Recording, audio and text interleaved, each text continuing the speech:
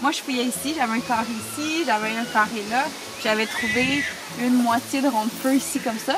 Okay. Fait que cette année, je me suis dit, ben, je vais ouvrir à côté 2 carrés pour trouver l'autre restant de moitié de rond de feu. Puis c'est là que je suis tombée sur cette structure-là. Je suis archéologue, donc c'est toute l'histoire du parc qui m'intéresse. Donc là, je suis tombée sur la structure de bois, je vais l'analyser. Fait que tu vas exploiter ça. Je vais l'exploiter ça, oui, exactement. Okay. Je vais faire les recherches. Fait que oui, je pourrais continuer.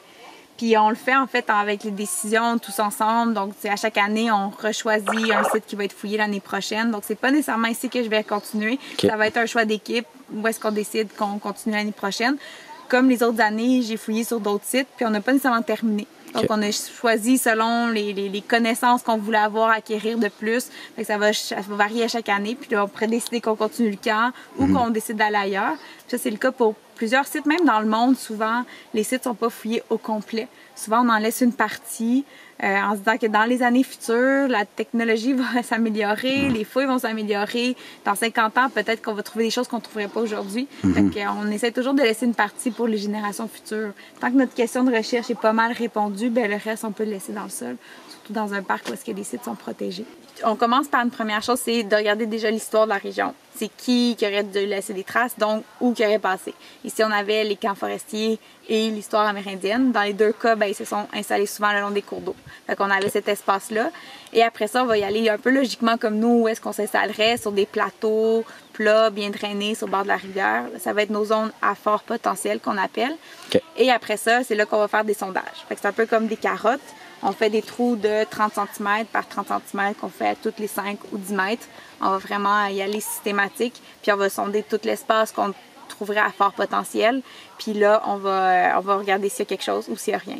Puis s'il y a quelque chose, bien là, on va aller viser un endroit qui est plus intéressant, soit plus riche ou pour notre question de recherche qui nous intéresserait plus puis qui va nous aider à répondre. Puis là, c'est là qu'on va faire la fouille plus minutieuse parce que les sondages sont souvent faits à l'appel. Donc, c'est assez rapide, c'est juste pour avoir une idée. Puis là, après ça, on va faire des sondages comme ici, des puits, donc à la truelle, puis qu'on y va plus minutieusement, puis qu'on indique tout ce qu'on voit, puis des photos.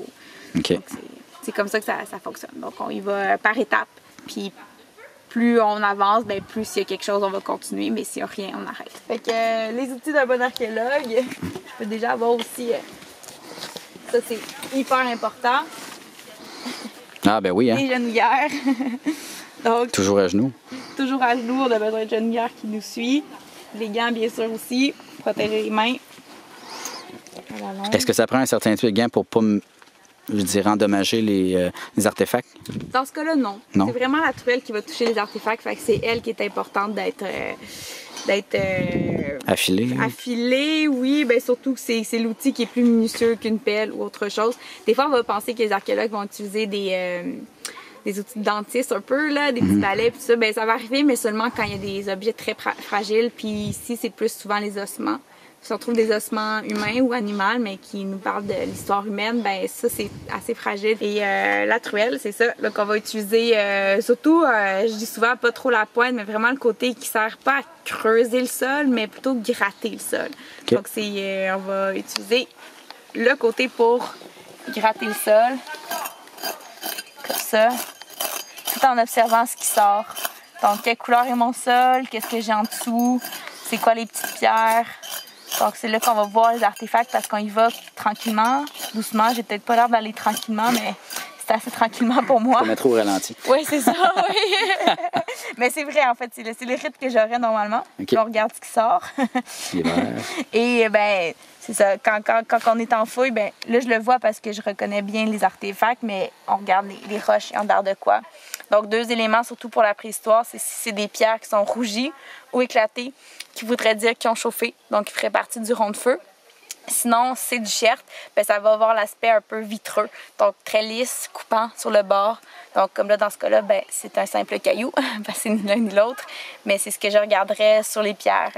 Je dirais qu'à la longue, à l'œil, je le vois assez vite. C'est l'expérience qui le permet. Et là, la couleur du sol ben, m'indique qu'on est à une profondeur quand même assez profonde. On a toujours deux 3 sols dans un sol naturel. Donc, il y a une première couche qui est assez foncée. On a une couche qui est blanchâtre, comme on voit ici. Puis en dessous, on a une couche qui est plutôt ferrique. Donc, c'est pour ça que c'est orange. Porte-poussière, truelle, je ramasse ça. Des fois, je finis aussi avec le balai pour vraiment voir le fond de mon sol, où est-ce que je suis rendue.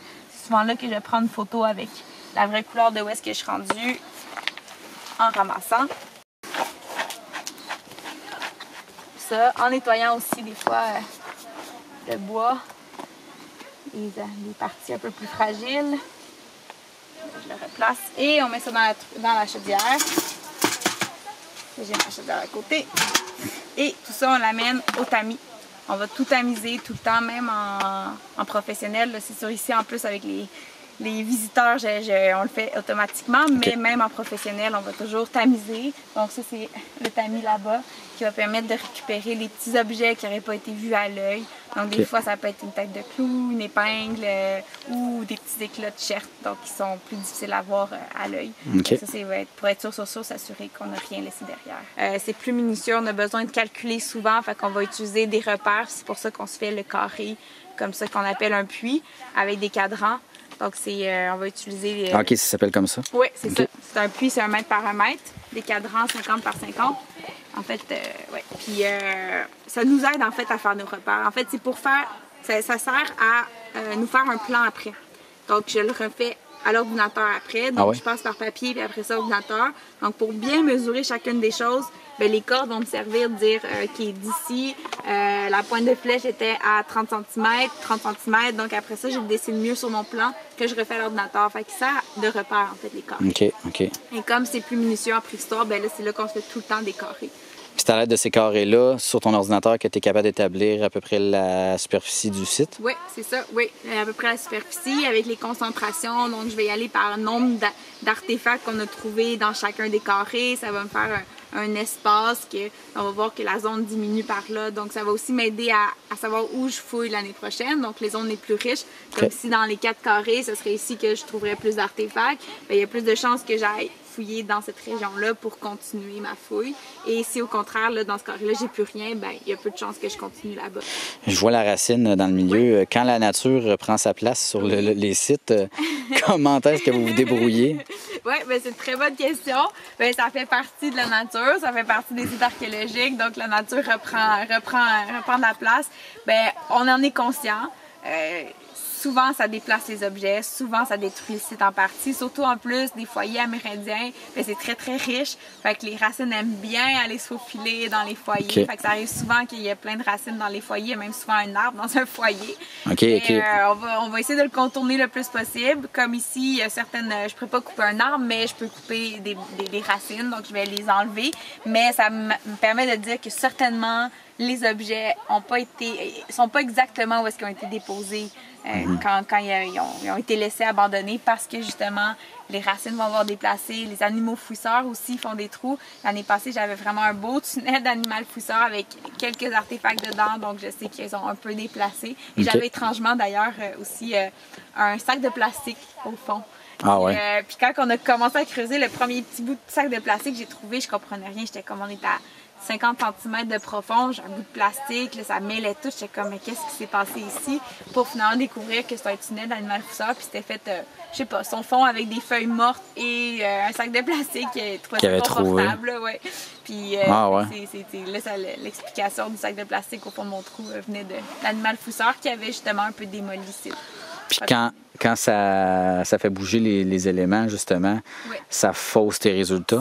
C'est ça. Inévitablement. Il faut toujours avoir un peu ça dans la tête que j'essaie de trouver le plus possible les indices de qu'est-ce que c'est placé, où est-ce que c'était placé, mais en étant consciente si j'ai des racines, mais même des racines que je vois plus ont sûrement été là, décomposées, que je vois même plus la trace, mais ça se peut très bien que les objets sont plus tout à fait.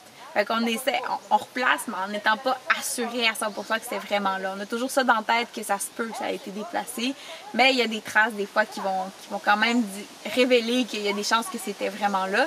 Mais on est conscient que ça a bougé. Le sol bouge, le sol se déplace à travers des milliers d'années. C'est certainement pas exactement la même place. Est-ce que les traces de feu sur différentes époques vont être différentes? Pas vraiment. Non, ça va se ressembler? Ça va se ressembler beaucoup, ouais. OK, c'est ça qui fait que c'est dur. C'est ça qui fait que c'est dur, ouais. C'est sûr que justement, c'est là que l'importance de voir, OK, ma couche de camp forestier, elle arrive jusqu'où, dans lequel je trouve vraiment des artefacts, des clous de la vitre, puis ça appartient vraiment. Fait que si j'ai des pierres rougies à côté de la vitre, ben je sais que c'est de la même époque. Donc c'est là que je vais voir la différence. Puis ma couche qui a peut-être une autre couleur différente ou une texture différente, est plus molle, est plus malléable. Là, c'est une autre époque. Puis là, si j'ai des pierres rougies dans ce sol-là qui est peut-être plus ancien, là, c'est peut-être les traces de ce qui a brûlé en préhistoire. OK. À la préhistoire. OK. Donc, il faut être assez très minutieux, attentif. minutieux, d'avoir les bonnes connaissances Oui, pour faire archéologue. Puis c'est un peu, je dirais, le défi ici avec les visiteurs. Parce que je fouille avec les visiteurs et je dois continuer à voir ça, mais avec des coups de truelle qui sont donnés par d'autres qui ne sont pas nécessairement habitués. Fait que je prends quand même vraiment le temps de tout expliquer ça à chaque fois selon la spécificité du site qu'on fouille, comme là, c'est ce que je viens de dire. Ben là, je vais tout leur dire les indices puis essayer de voir avec eux, mais c'est sûr que c'est... faut que je regarde tout le temps ce qui se passe pour voir ces plus subtiles traces-là que même moi, eux verront pas nécessairement. Que eux verront pas, puis que moi, il faut vraiment que je vois parce qu'ils m'aident à comprendre le site. OK, parce que toi, c'est ton métier. Moi, c'est mon métier. Puis eux, c'est des touristes. C'est ça, les autres, c'est une activité parmi tant d'autres, en vacances. Moi, il faut que j'en fasse un rapport de plusieurs pages qui décrivent le site, qu'est-ce qui s'est passé, qui vont être vu par d'autres archéologues. Donc, c'est même le ministère, en fait, c'est déposé au ministère. Donc, c'est vraiment vérifié. Donc, tout ce que j'ai fait, toutes les fouilles archéologiques, en fait, c'est le cas, c'est une obligation qu'on a quand on a un permis de fouille. Il faut donner un rapport de tout ce qui a été fait donc, et l'interprétation du site. Donc, c'est un travail. Là, vu que c'est le mois de l'archéologie, il y a beaucoup de touristes, j'imagine. Oui, c'est Puis, en tant qu'archéologue, qu'est-ce que tu en penses? Ben, moi, j'adore ça. Puis c'est pour rien que je le fais aussi au parc parce que ce que les gens y partent comme information, c'est incroyable. Ils n'ont jamais vu un site archéologique, ils n'ont jamais touché à ça, ils n'ont jamais vu toutes ces traces-là. Justement, je leur fais voir ces subtiles traces-là qu'ils n'auraient jamais reconnues. Fait qu'ils partent avec cette information-là, moi, c'est ce que j'aime. Mais c'est sûr que j'ai toujours un petit... quand je les vois fouiller, puis je suis comme « Oh, ça, c'est important! Touche pas à ça! » Fait que c'est ça, c'est un peu la complexité, mais c'est ce qui est le fun aussi, qu'eux autres voient l'importance, puis l'importance de notre patrimoine aussi. Puis qu'ils voient l'histoire, ils comprennent que ça fait des milliers d'années qu'il y a des hommes qui habitent ici, ça fait longtemps, puis que ça ressemble à quoi, puis qu'est-ce qu'ils faisaient, puis là, je leur fais vraiment tout voir le reste du site aussi au complet, puis ce qu'eux autres n'arriveraient pas à s'imaginer, surtout sur plusieurs époques, 5000 ans, 10 000 ans, ça ressemblait à quoi. Fait qu'ils puissent avoir cette expérience-là, moi, c'est encore plus important que ce qui pourrait peut-être des fois gratter un peu trop vite. OK. Fait que tu as un petit côté enseignante, finalement. Oui, c'est ça. T'aimes ça apprendre aux gens. Là. Je ne savais pas. Enfin, j'ai pas étudié pour ça, mais ça a été le poste ici au parc qui me permet de découvrir que finalement j'aimais ça, puis que j'avais surtout cette capacité-là. C'est de l'interprétation, c'est de la vulgarisation. Puis c'est pas nécessairement tout le monde qui a cette capacité-là. Puis je pense que je l'ai découvert en le montrant aux gens que j'étais bien capable de vulgariser l'archéologie qui n'est pas super facile, qui n'est pas super connue non plus aussi au Québec.